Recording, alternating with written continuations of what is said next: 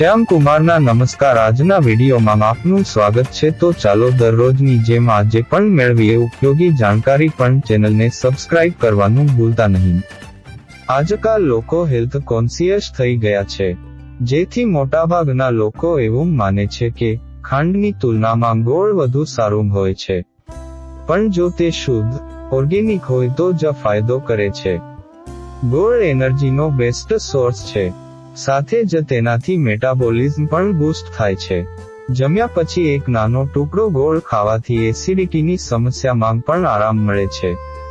જો કે ઘણા લોકોને અથવા ઘણી સમસ્યાઓમાં ગોળ ખાવાથી ફાયદા નહીં પણ નુકસાન થઈ શકે છે। તો ચાલો જાણી લો ગોળ ખાવાના નુકસાન। સોજાની તકલીફમાં ગોળ ખાંડની જેમ રિફાઇન્ડ નથી હોતું અને તેમાં સુક્રોઝની માત્રા પણ વધારે હોય છે, જેથી જો તમને સોજા કે બળતરા જેવી સમસ્યા હોય, જેમ કે રિયુમેટોઇડ આર્થરાઇટિસ, તો ગોળ ખાવાનું અવોઇડ કરવું।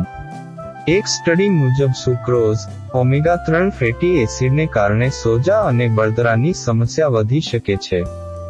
બ્લડ શુગરના દર્દીઓ માટે ગોળને હેલ્થ માટે ખૂબ જ સારું માનવામાં આવે છે, પણ ગોળ હોય તો ગળ્યો જ છે, જેથી વધુ પ્રમાણમાં ગોળનો ઉપયોગ કરવાથી અથવા તેની વાનગીઓ ખાવાથી બ્લડ શુગર લેવલ વધી શકે છે। 10 ગ્રામ ગોળમાં 9.7 ગ્રામ શુગર હોય છે। વેટ લોસ કરતા લોકો માટે, જે લોકો ડાયટિંગ કરતા હોય તેમને ખાંડની સાથે ગોળથી પણ દૂર રહેવું જોઈએ। ઓછી માત્રામાં ગોળ ખાવાથી આમ તો કોઈ નુકસાન થતું નથી, પણ વધુ ગોળ ખાવાથી વજન વધી જવાનો ખતરો રહે છે। ગોળમાં શુગર અને કાર્બોહાઈડ્રેટ્સની માત્રા વધુ હોય છે, જેના કારણે વેટ લોસ પ્લાન ફોલો કરતા લોકો માટે ગોળ યોગ્ય નહીં।